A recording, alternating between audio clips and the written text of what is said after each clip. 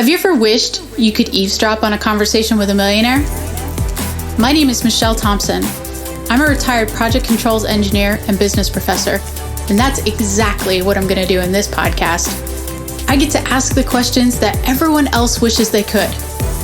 I'm going to find out exactly how they were able to build their empires through automation and outsourcing. And I'm going to break it down in a way that helps you build your business to run on autopilot. Don't miss out on Automate to Dominate. Welcome everybody. This is the very first episode of Automate to Dominate, and I am super excited to be able to tell you what this podcast is all about, who it's for, and how it's going to help you grow your business. But before I do that, I want to just give you a little bit of background about me and why I created this podcast in the first place. So my name is Michelle Thompson. I am a retired business professor and engineer. And I used to work for a multi-billion-dollar project in Washington. And life really changed one morning at work. I was sitting at my desk and working on a spreadsheet like normal. And all of a sudden I couldn't see my computer screen. And I thought, what in the world is going on? And so I blinked a couple times and rubbed my eyes and, didn't matter. It was just black. So I leaned over to a coworker and I was like, hey, I can't see the screen.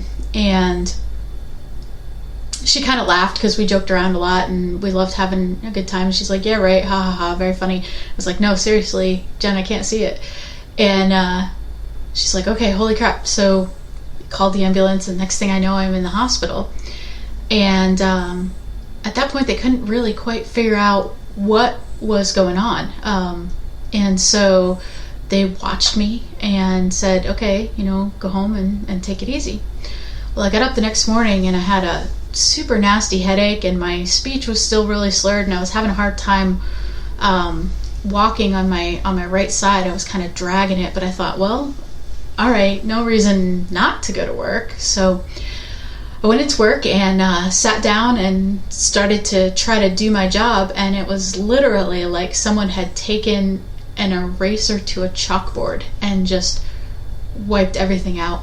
I could not remember the steps of what I was supposed to do. And so I remember sitting there thinking, oh my gosh, I have no idea what to do. So I went into my boss's office and I was like, hey, I'm going to need somebody to check my work today because I don't remember what I'm supposed to do and I don't know if I'm doing it right. And it was a, billion-dollar project, so the work that we were doing couldn't be wrong. Like, it had to be right. And so he sat me down and he's like, Michelle, he's like, there's something going on here. We got to get you back to the hospital. So we left and they drove me to the hospital, and that started a really long process of trying to figure out what in the world was going on. And over the next couple of months, we figured out that I have something super weird, and it's actually common, but the part that I have is super, super rare. So I have something called homozygous factor V, and basically what that is it's a genetic blood disorder where your blood is constantly making blood clots inside of your body. It thinks you have a scab that it's trying to heal constantly. And I was one of the very lucky people that I got it from both my mom and my dad. So lucky me, woohoo. But so what had happened was a blood clot had shook its way loose and had made it to my brainstem and had cut off oxygen.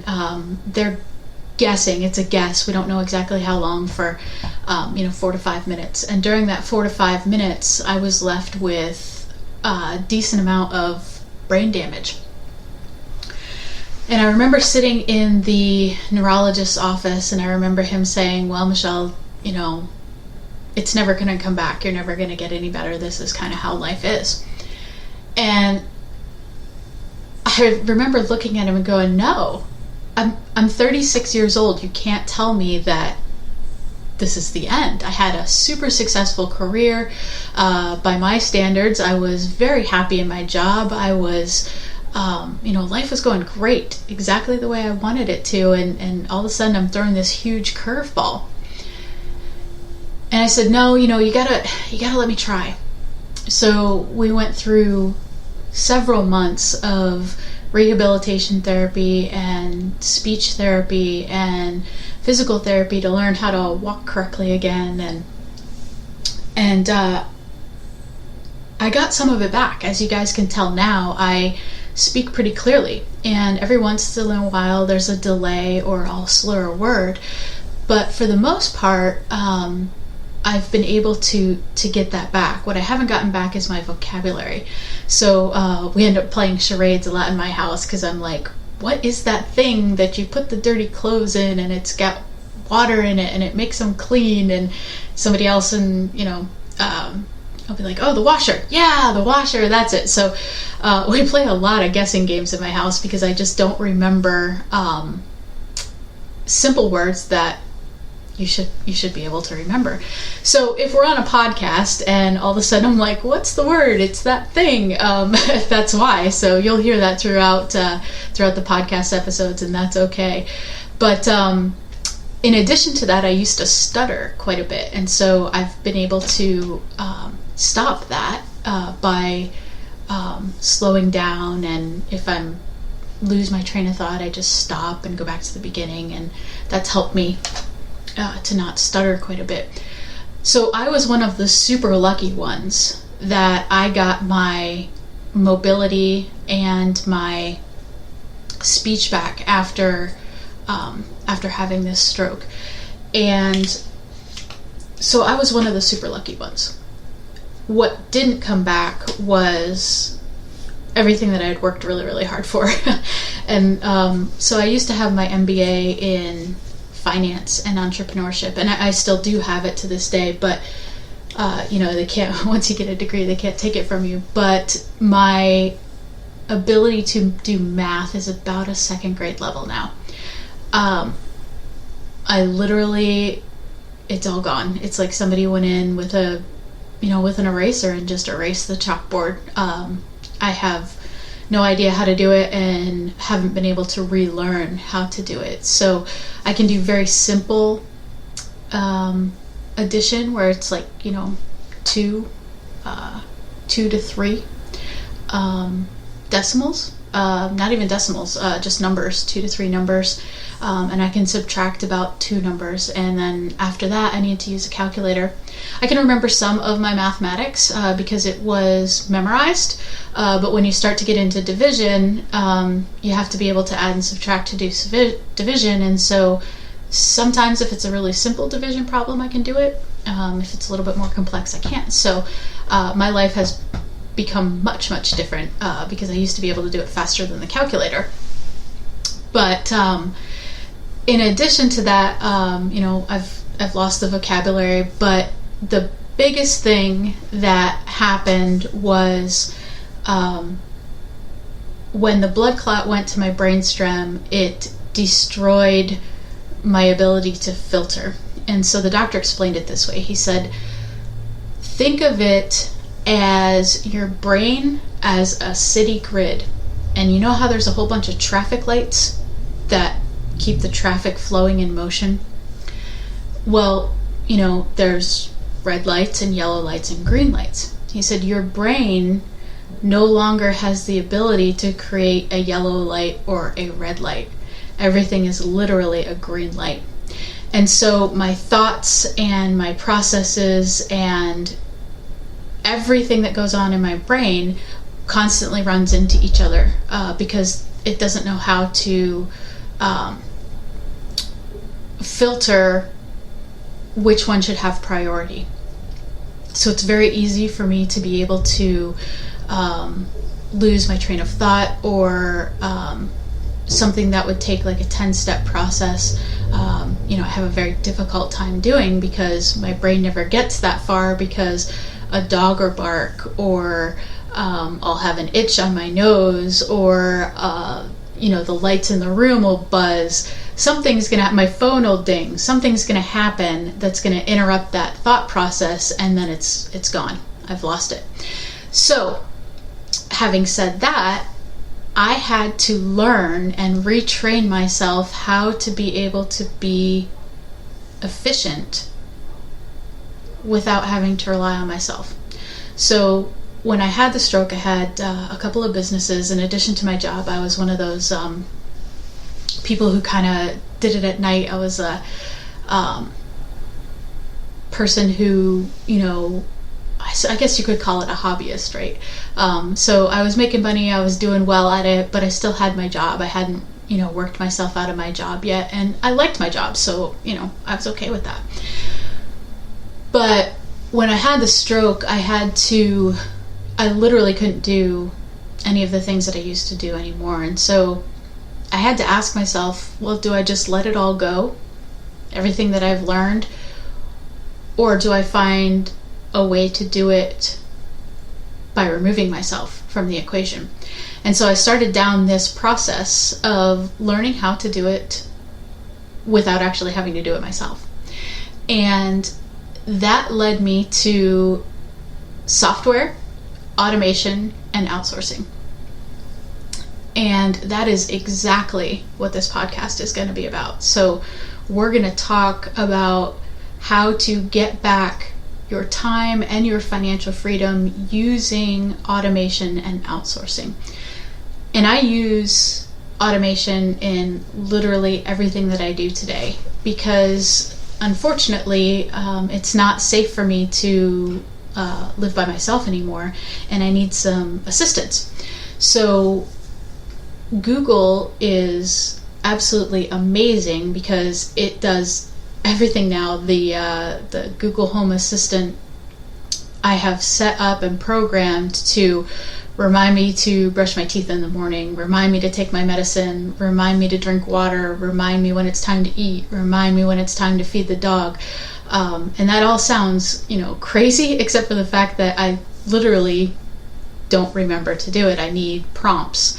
So life got super different, but I've learned to function and create and become super inventive because of the things that I can't do. So, for example, I still do crazy things like I will mix up a toaster and a coffee pot and I'll pour the water in the toaster, so that's really bad, but so I have people around that kind of help me, and I have a pretty safe environment. But one of the things that I learned was, hey, if you're going to turn the burner on, make sure you set an alarm so that in 10 minutes it reminds you to turn the burner off. So when I was going through vocational therapy, we learned how to use software for everyday life. And I thought, well, what the heck? If I can use software for everyday life, why can't I use it to keep going on the businesses that I was creating? And so I started doing some research, and I started looking at different things and different ways to do stuff, and I went, I'll be darned. There are ways that you can do this. And so I had to sit down with every process that I used in my business, and I had to figure out, is this something that A, I have to do, B, a piece of software can do, or C, is it something I can take off of my plate and give to somebody else? So let me give you a perfect example. This podcast has several different pieces. I have to personally sit here and talk right now on this podcast. I can't outsource that to anybody else. However, once this podcast is over, I'm going to have a piece of software transcribe this. So it's going to go to a company called Sonics, and they're going to do all the transcription.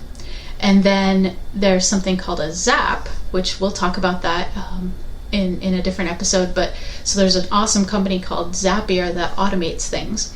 So there's going to be a Zap that's going to take that Sonic transcription file from this podcast, and it's going to send it over to a Google Drive folder, where I then have a virtual assistant who's going to pull it up and take a look at the transcription, because it's not 100% perfect. A piece of software did it, so a human has to take a look at it. But instead of it taking 3 hours to transcribe, now it only takes 20 minutes because the software already did a good part of it. So she's going to do that, and then she's going to get into a program called Slack and send a message over and say, hey Noriel, this is now done transcribing. You can go ahead and pull this up and add it into Audacity, where you can add the intro and the ending, and then you can upload it into Libsyn and let it go live.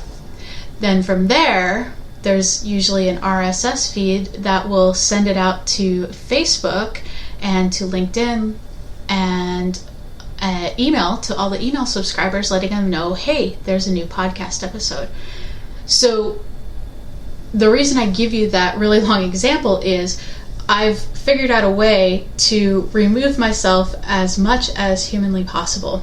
And so literally I only do what I absolutely have to, and everything else I either am going to automate through outsourcing or through software. And so the goal is to get the business to run on autopilot, to literally do it itself without me having to be interactive. And so that's exactly what this podcast is all about. So I'm going to go through and I'm going to teach you what I've learned. And through this, we're going to figure out different ways to build passive streams of income without you having to be ever present. And that sounds like a tall order, or it sounds like a bunch of woo-woo that doesn't exist. And so when I say that, that doesn't mean that it's not work, right? It takes a lot of work in the beginning, but the idea is to create it once, and then you have some type of asset, whether it's a digital asset or an actual physical product or something that you never have to touch again. You've created it and you've sent it off into the world, and it now is able to create a passive income stream. So let me give you an example with business. So inside of a business, the podcast can be monetized, right? So it can be marketed and sold. There's a resources page on my website where there's regular links, but there's also affiliate links.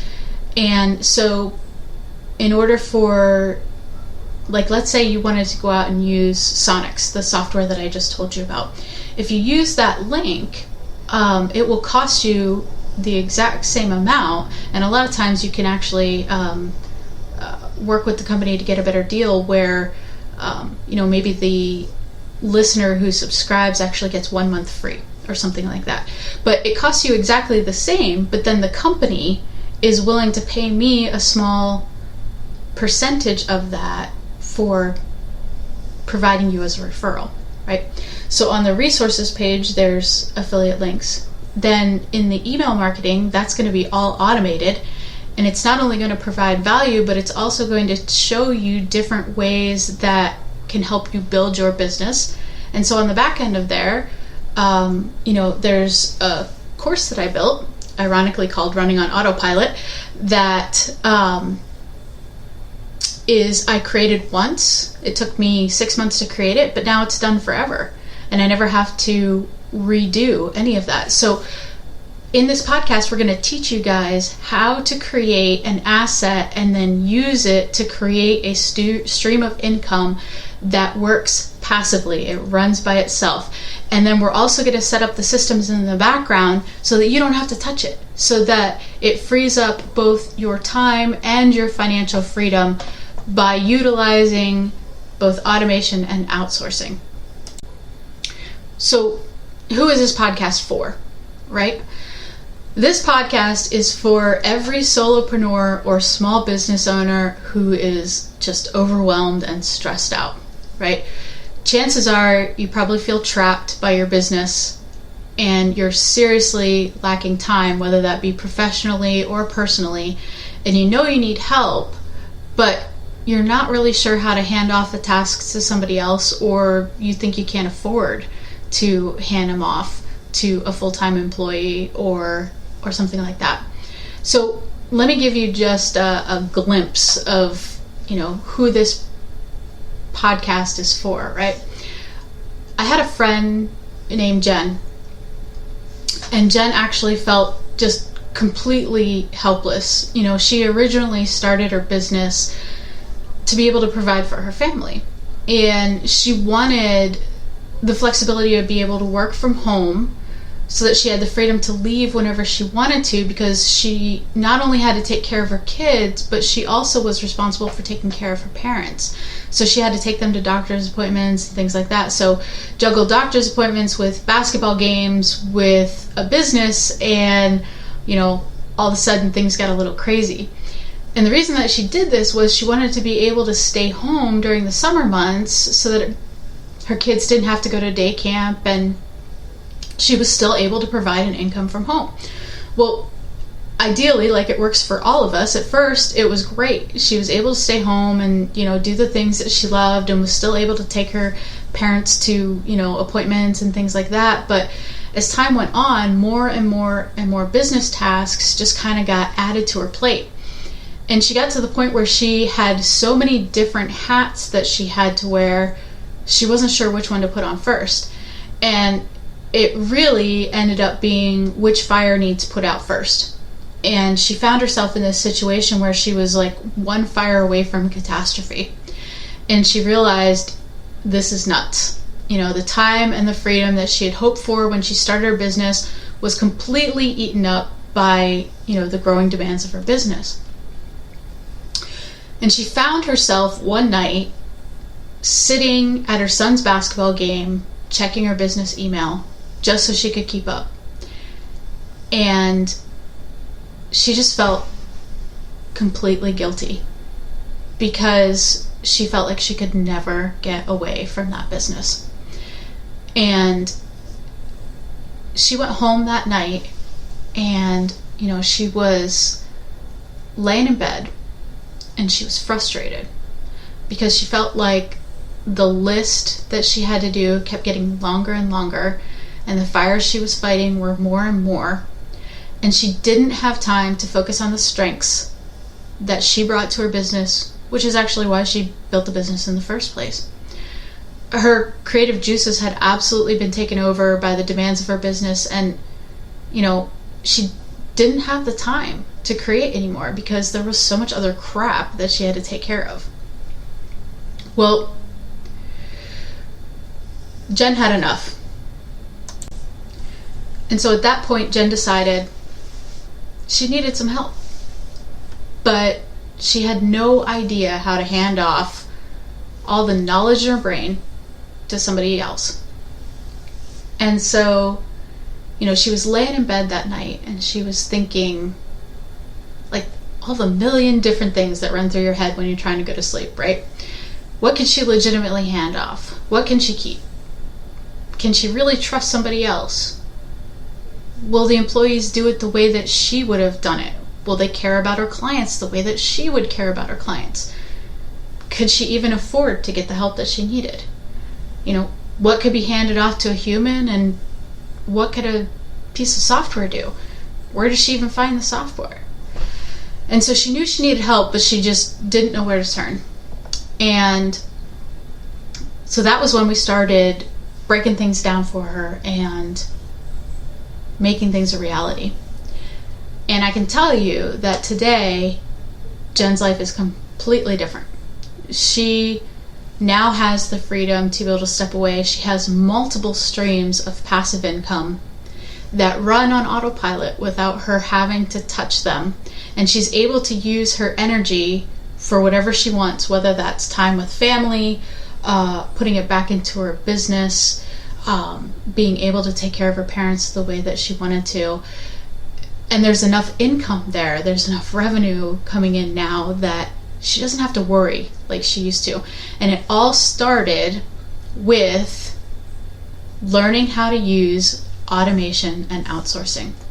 And so that is why I created this podcast, because I wanted to teach everybody what I learned through automation. You see, I built automation because I had to. The stroke left me unable to do things that I normally would have. And in a way, that's a huge blessing, because I probably would have never taken the time to figure it out, but I had to. And so now I'm going to build multiple streams of income, and I'm going to show you exactly how I'm doing it. And I'm going to show you what works and what doesn't. And along the way, I'm going to bring on some killer guests who have done this and done this well. And they're going to give us the tricks of the trade to figure out exactly how they were able to build a business that runs on its own. And so we're going to pull the good from all these different guest speakers, and we're going to build it on our own. And I'm going to let you behind the scenes, and I'm going to give you all the software and the tools that I use that's worked well for me. And we'll talk about several different options, because I don't want to put you guys in a box and say, well, you have to use this. I'll tell you what I'm using, but there may be more than one option out there. So we're going to go over, several different options that you could use.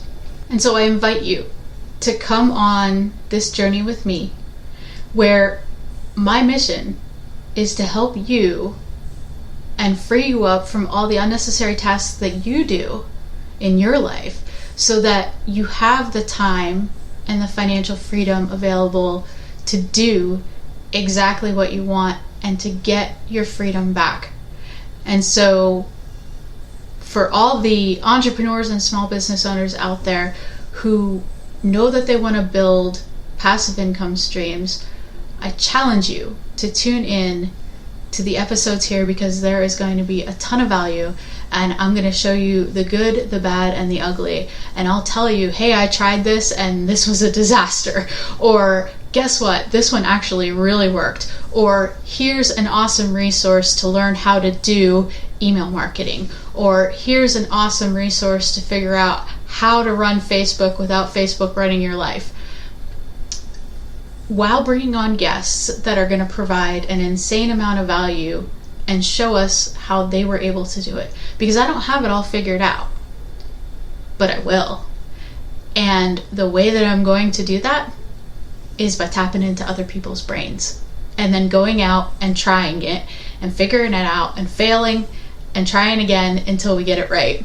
And it is going to be fun. It's going to be an amazing journey, and I can't wait to take you guys with me. So hit the subscribe button, and if you absolutely loved this, I would recommend that you tell your friends, if you would. That would be amazing. And leave me a review on Apple, and let's see if we can get this to be like a top rated podcast, so we can help as many people as possible, because I know there are so many business owners out there that know that they need help, but they don't quite know how. And that is who this podcast is for. It's for all the solopreneurs, all the small business owners, all the dreamers out there who know that it's possible, but they just can't quite figure out how to get it off their plate.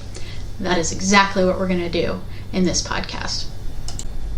So come with me while I share my most significant aha moments, and along the way, I'll help you learn from both my successes and failures, just like I promised.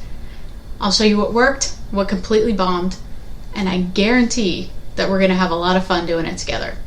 Welcome to Automate to Dominate. Thank you for tuning in to the Automate to Dominate podcast at www.awesomeoutsourcing.com/podcast. My name is Michelle Thompson.